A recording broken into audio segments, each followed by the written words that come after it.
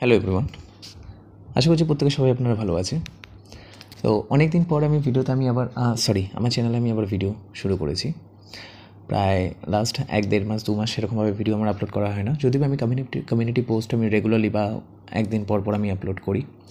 So এইবার আমি আবার আমি স্টার্ট করব। From now onwards I will start uploading the video regular basis, at least 3 times a week চেষ্টা করব। ওকে, শর্ট ভিডিও লং ভিডিও মিলিয়ে মিশিয়ে করব।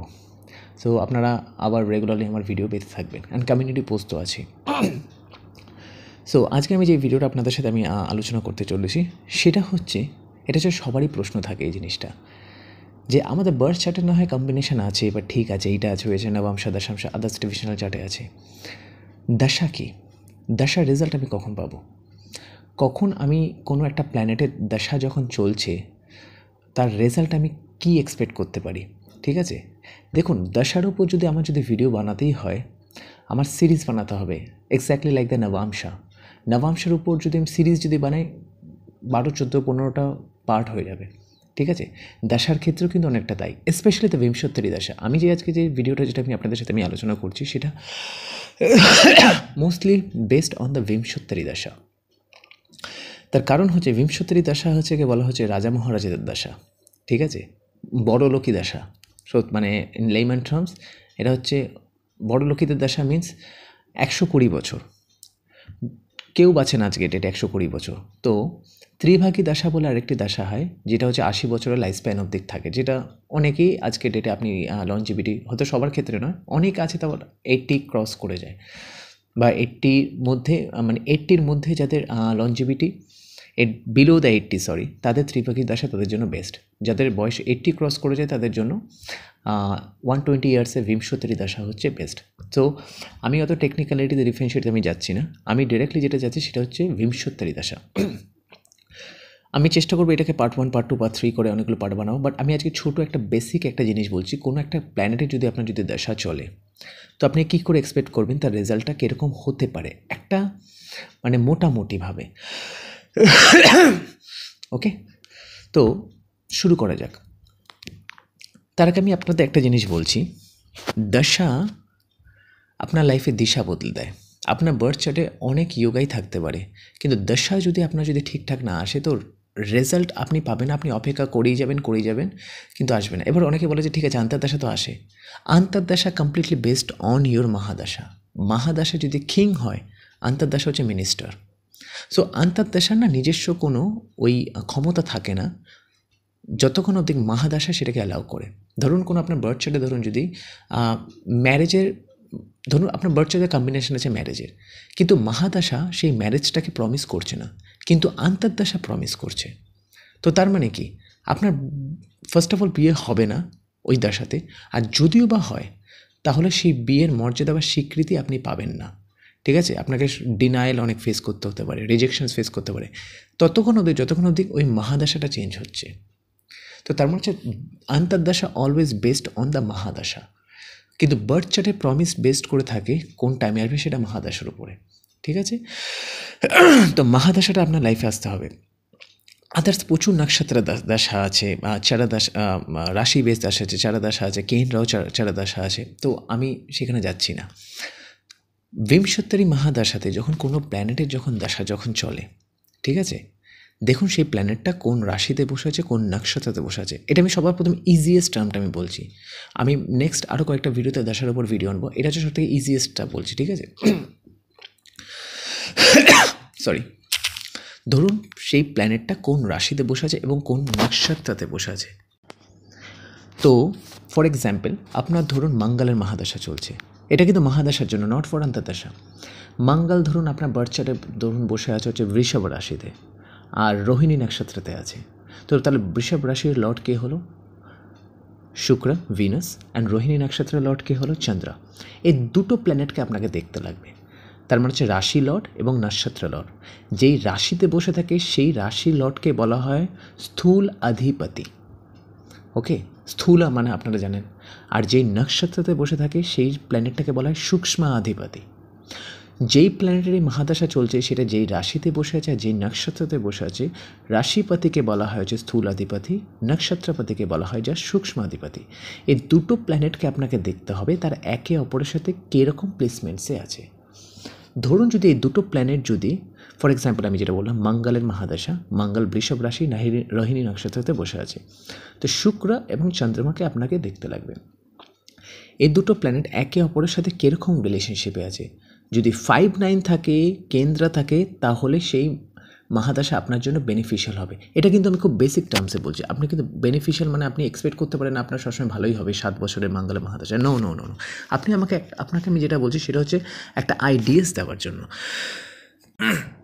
ধরুন যদি এরা যদি একে অপরের ট্রাইন্সে থাকে 1-5-9 যদি থাকে, ধরুন শুক্র বসে আছে সাইন অফ লিও অ্যান্ড চন্দ্রমা বসে আছে সাইন অফ এরিস অর স্যাজিটেরিস, তো ট্রাইন্সে আছে। তো সেই ক্ষেত্রে আপনার এই মহাদশার যেটা রেজাল্ট হবে সেটা মোস্টলি আপনার লার্নিংয়ের জন্য, আপনার লাইফে পজিশনের জন্য এবং আপনার লাইফে যাকে বলা ধর্মা ত্রিকোণ, যেটাকে বলা হয় 5-9 হচ্ছে ধর্মা ত্রিকোণ, সাপোর্টিভ দশা আসবে।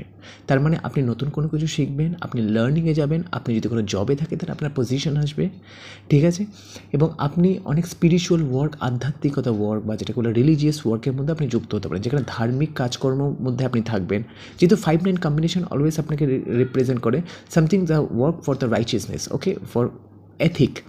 তো আপনি এই মহাদশাতে আপনার যেটা মোস্টলি যেটা আপনি যেটা এক্সপেক্ট করতে পারেন মানে বেসিক ওয়েতে, সেটা হচ্ছে আপনি সবসময় সঠিক জিনিস করার চেষ্টা করবেন, আপনি নতুন কোনো কিছু শিখবেন, নতুন কিছু আপনি যাকে বলা হয়েছে ইনিশিয়েট করা, কোনো কিছু নতুন নিউ স্টার্ট করা, ঠিক আছে, বা বাড়িতে ধরুন পুজো আচ্ছা রিলিজিয়াস ওয়ার্ক হলো, আপনি অনেক টেম্পল ভিজিট করলেন, ঠিক আছে, আপনি কোনো রেকগনিশন পেলেন, ঠিক আছে, কিন্তু সামহাও এটা প্রফেশনাল লাইফে একটু ইফেক্ট ফেলতে পারে, ঠিক আছে। আপনার স্পিরিচুয়াল আধ্যাত্মিক লাইফ তো ঠিক আছে, প্রফেশনাল লাইফে একটু এফেক্ট ফেলতে পারে। অনেক সময় এটা রিলোকেশনকেও রিপ্রেজেন্ট করে, আপনি যেখানে আছেন আপনার জায়গাও চেঞ্জ হতে পারে যদি ট্রাইন্সে থাকে। যদি কেন্দ্র থাকে, it's all about the sustenance. তো এই মহাদশাতে আপনি যেটা এক্সপেক্ট করতে পারেন, যদি সূক্ষ্মাধিপতি আর স্থূলাধিপতি যদি একে অপরে কেন্দ্র 4-7-10 যদি থাকে, তাহলে সেই ক্ষেত্রে আপনাকে হার্ড ওয়ার্ক করতে হবে প্রফেশনের জন্য, আপনার হোম লাইফ এবং ক্যারিয়ার লাইফ ব্যালেন্স করতে অসুবিধা হবে, ঠিক আছে। আপনাকে যদি এটা যদি 4-10 থাকে, তো সেই প্ল্যানেট যদি 4th হাউসে থাকে, আপনার ট্রাভেলিং হতে পারে, আপনার কাজের জন্য নতুন অপরচুনিটি আসতে পারে, আপনাকে যেটাকে বলা হয় হচ্ছে আপনাকে এফার্ট পুট করতে হবে, but at the same time আপনার রেজাল্টও আসবে, যেহেতু কেন্দ্র স্থানকে বিষ্ণু স্থানে বলা হয়, দ্য সাস্টেনেন্স, ঠিক আছে। আপনাকে যদি 1-7 যদি কানেকশানে থাকে, ইটস অলওয়েজ 1-7 অ্যাক্সেসে যদি থাকে, তো সেক্ষেত্রে এটা অনেক সময় নতুন রিলেশনশিপকে রিপ্রেজেন্ট করে, নতুন আপনার লাইফে বিজনেসের জন্য খুব ভালো, আপনার লাইফে আপনাকে সবথেকে বড় কথা আপনার লাইফে পদে প্রাপ্তি হয় যদি প্ল্যানেট দুটো যদি ভালো প্লেসমেন্টে থাকে, আর at the same time confusion create হয় খুব, because 1 and 7, 1 is all about you, 7 is all about others. তো আপনি কোনটাকে চুজ করবেন, কোনটা আপনার জন্য বেস্ট হবে, সেইটা আপনার চুজ করতে প্রবলেম হয়ে যায় 1-7 অ্যাক্সেস যদি থাকে। স্পেশালি যদি দুটো প্ল্যানেট যদি একে অপর যদি এনিমি হয়, তাহলে আপনার হোল মহাদশা কনফিউশনে কাটবে। But one good thing is that আপনি নতুন মানুষের সাথে, নতুন ব্যক্তির সাথে, নতুন লোকেদের সাথে আপনার নতুন ডিলিং হতে পারে, আপনি দূরে কোথাও ট্রাভেল করতে পারেন বিজনেস ট্রাভেলিং পারপাসের জন্য, তো আপনার ডোর ওপেনিং হতে পারে। যদি এই দুটো প্ল্যানেট যদি 6-8-এ যদি থাকে, এই টাইমটাতে আমি বলবো আপনার জন্য রিস্কি টাইম। তো সেই ক্ষেত্রে আপনাকে ভেবে চিন্তে কোনো জায়গায় ইনভেস্ট করা হোক বা কোনো জায়গায় আপনি হার্ড ওয়ার্ক করছেন, আপনাকে হার্ড ওয়ার্ক এফার্ট খুব পুট করতে হতে পারে, কিন্তু রেজাল্ট অ্যাকচুয়ালি ভালো আসবে না, ঠিক আছে। 6-8 এটা মোটামুটি 7-8 সবাই জানে। 2-12-এ থাকলে মোস্ট অফ দ্য টাইম যেটা হয় সেটা হচ্ছে আপনি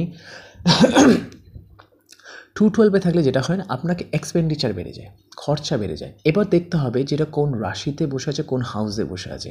তো যদি 4th হাউস যদি বা 4th সাইনে যদি থাকে, তাহলে আপনার খরচাটা হবে আপনার প্রপার্টির জন্য। খরচা ভালো, খরচা কখনো খারাপ নয়। এক্সপেন্ডিচার আর একটা হয় লস। যদি লস হয় তাহলে সেই ক্ষেত্রে ওই প্ল্যানেটটা অ্যাফ্লিকশনে থাকবে। ধরুন যদি চন্দ্র অ্যান্ড শুক্র একে অপরের থেকে 2-12-এ থাকলো এবং অ্যাফ্লিক্টেড বাই ম্যালেফিক, দেন এটা আপনার লস হবে। আর যদি এক্সপেক্টেড বাই বেনিফিট, তার মানে সেটা আপনার এক্সপেন্ডিচার হবে, খরচা হবে, সেটা ভালো পারপাসের জন্য হবে। হতে গেলো আপনি নতুন কোনো জিমের মেম্বারশিপ নিলেন, আপনি কোনো ভেহিকেল পারচেস করলেন, ওটা আপনার খরচা হলো। তো 2-12 সবসময় যেন খারাপ নয়, দেখতে হবে সেই প্ল্যানেটের প্লেসমেন্ট কীরকম এবং আপনার লগ্নার হিসাবে সেই প্ল্যানেট দুটো কতটা বেনিফিশিয়াল। 3-11 যদি থাকে তাহলে সেক্ষেত্রে আপনাকে হার্ডওয়ার্ক পুট করতে হবে, এফার্ট দিতে লাগবে, আপনার গেইনও হবে, বাট আপনাকে অনেক এফার্ট পুট করার পর। 11th house is not a good house according to Vedic astrology, okay, because 3 ডায়ার মধ্যে পড়ে, কিন্তু eventually planet is in the 11th house will always benefit you, আপনাকে গেইন দেবে, ঠিক আছে। তো এটা হচ্ছে একটা ছোটো টার্ম যে আপনার মহাদশালর যেই রাশিতে আর যেই নক্ষত্রে বসে আছে সেই দুটো প্ল্যানেটের একে অপরের সাথে রিলেশনশিপ দেখুন। যদি দুটো একসাথে বসে থাকে তাহলে সেটা খুব স্ট্রং রেজাল্ট। ধরুন যদি দুটো প্ল্যানেট চন্দ্রমা শুক্র যদি একসাথে বসে থাকে, আপনি যাই করবেন এই দশাতে সেটা কিন্তু রেজাল্ট আপনার কাছে খুব তাড়াতাড়ি ফিরে আসবে। তো আপনার কর্মা আপনাকে ভেবে করা উচিত, ঠিক আছে। আপনি কখনো খারাপ কাজ করতে পারবেন, আপনি রেজাল্ট কিন্তু ব্যাকফায়ার তাড়াতাড়ি হয়ে যাবে, ওকে। নেক্সট আপনার দেখুন লগ্না লর্ড, আপনি যেই লগ্নতে জন্মেছেন সেই লগ্না লর্ডকে আপনি দেখুন যে সেই লগ্না লর্ড কোন রাশিতে উচ্চস্থ হয়, কোন রাশিতে নিচস্থ হয়, ওকে। অ্যান্ড আপনার দেখুন আপনার চন্দ্রমা কোথায় বসে আছে, আপনার চন্দ্রমা যেই রাশিতে বসে আছে সেই রাশিতে কোন প্ল্যানেট উচ্চস্থ হয়, কোন প্ল্যানেট নিচস্থ হয়। তো ধরুন আপনার যদি রাশি ধরুন যদি এরিস যদি হয় চন্দ্র রাশি, তো তাহলে এরিসের সূর্য উচ্চস্থ হবে, নিচস্থ হবে শনি। তো যেই প্ল্যানেট উচ্চস্থ হবে তার দশা আপনার ভালো যাবে, ইরেসপেক্টিভ অফ এনি লগ্না। এটা আমি সব বেসিক বলছি। ধরুন যদি আপনার যদি কর্ক রাশি হয় তাহলে বৃহস্পতির দশা আপনার জন্য ভালো হবে, কিন্তু মঙ্গলের নয়, তার কারণ মঙ্গল নিচস্থ হয়। তো যেই রাশিতে আপনার জন্ম চন্দ্রমা, সেই রাশিতে যেই প্ল্যানেট উচ্চস্থ হচ্ছে তার দশা আপনি পজিটিভ এক্সপেক্ট করতে পারেন, আর যেই প্ল্যানেটটা নিচস্থ হচ্ছে তার দশা আপনি নেগেটিভ এক্সপেক্ট করতে পারেন। আমি এগুলো সব বেসিক বলছি, যেহেতু আমি অনেক দিন পর ভিডিও বানাচ্ছি, আমি ডিপ টেকনিক্যালিটিতে যাচ্ছি না। আমি চাইছি আমার যারা অডিয়েন্স বা যারা ভিউয়ার্স আছে তারা মোটামুটি আস্তে আস্তে রিজুভিনেট হোক, সরি, সবাই যাতে আস্তে আস্তে যাতে ধরতে পারে।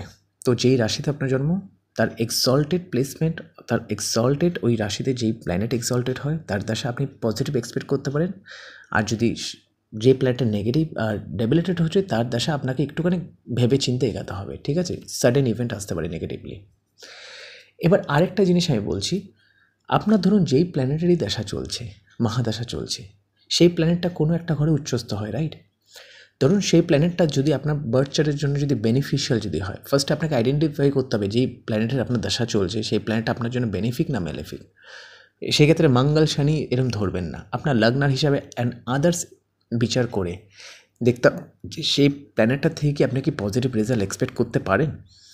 যদি দেখেন যে সেই প্ল্যানেটটা আপনাকে পজিটিভ রেজাল্ট দিতে পারে আপনার দশাতে, তাহলে ওই প্ল্যানেটটা যেই রাশিতে উচ্চস্থ হয় সেই রাশি দিয়ে যখন বৃহস্পতি গোচর করবে, বৃহস্পতি মানে 12 মাসে একবারই গোচর করবে, আর সূর্য যখন গোচর করবে, ইভেন চন্দ্রমা যখন গোচর করবে, আপনি কনফার্ম থাকুন সেই বছরে বা সেই মাসে বা সেই দিনে যখন চন্দ্রমা গোচর করবে, আপনি সেই প্ল্যানেটটার থেকে যে প্ল্যানেটের দশা চলছে তার বেনিফিক রেজাল্ট আপনি পেতে পারেন। ফর এক্সাম্পল, আপনার বুধের মহাদশা চলছে, ইভেন ধরুন আন্তর্দশাও চলছে, বুধ এক্সল্টেড হয় ভার্গোতে, ডেবিলেটেড হয় পাইসিসে। এবার আপনি দেখলেন আপনার সমস্ত বিচার করে এই প্ল্যানেটটা আপনাকে ভালো রেজাল্ট দিতে পারে তার সাথে, তো আপনি কখন সেটাকে এক্সপেক্ট করতে পারেন, যখন বৃহস্পতি ভার্গো সাইন দিয়ে যাবে, যেহেতু এক্সল্টেড সাইন অফ মার্কিউরি, और সূর্য যখন ওই রাশি দিয়ে যখন যাবে ভার্গো দিয়ে, और চন্দ্রমা যখন ওই ভার্গো সাইন দিয়ে যাবে প্রত্যেক মাসে 2.5 দিনের জন্য, অ্যান্ড সূর্য বছর একবার জন্য, আর বৃহস্পতি 12 বছর একবার। আপনার যদি কপাল ভালো থাকে আপনি বৃহস্পতির গোচর পেয়ে যাবেন। তো সেই বছর বা সেই মাস বা সেই দিনে, সেই 2.5টা দিনে যখন চন্দ্রমা গোচর করবে, আপনি স্ট্রং পজিটিভ রেজাল্ট এক্সপেক্ট করতে পারেন সেই মার্কিউরির থেকে, ওকে। অলওয়েজ রিমেম্বার দশা লটের এক্সল্টেড সাইন।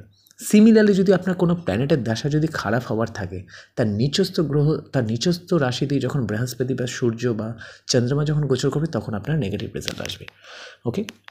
অনেকদিন পর আমি ভিডিও বানাচ্ছি, এই জন্য আমি বেশি এলাবোরেট করছি না। মোটামুটি দশার রেজাল্ট আপনি কী এক্সপেক্ট করতে পারেন সেটা হচ্ছে স্থূলাধিপতি সূক্ষ্মাধিপতি, সেকেন্ড হচ্ছে আপনার যে রাশিতে জন্ম সেই রাশির উচ্চস্থ গ্রহের মহাদশা, নিচস্থ গ্রহের মহাদশা, এবং যেটা আমি বললাম কোনো গ্রহের দশা যদি ভালো এক্সপেক্ট করেন তো সেটা যখন বৃহস্পতি, সূর্য এবং চন্দ্রমা যখন তার এক্সল্টেড সাইন দিয়ে ট্রানজিট করবে আপনি পজিটিভ রেজাল্ট এক্সপেক্ট করতে পারেন। ওকে, আমি দশার ওপর next little bit advance topic আমি নিয়ে আসবো, কিছুটা অ্যাডভান্স, যেটা টেকনিক্যাল অ্যানালিসিসের উপর দিয়ে হবে এবং সেক্ষেত্রে আবার নবাংশকে ইনক্লুড করতে হবে। ওকে, তখন আমি আপনাকে আরও ভালো করে বোঝাবো আপনি দশা কী করে রেজাল্ট এক্সপেক্ট করতে পারেন। ওকে, আজকের ভিডিওটা এইটুকু, ভালো লাগলে লাইক করো, শেয়ার করো, আর যদি পছন্দ হয় ফ্রেন্ডের সাথে শেয়ার করো। ওকে, টেক কেয়ার, বাই বাই।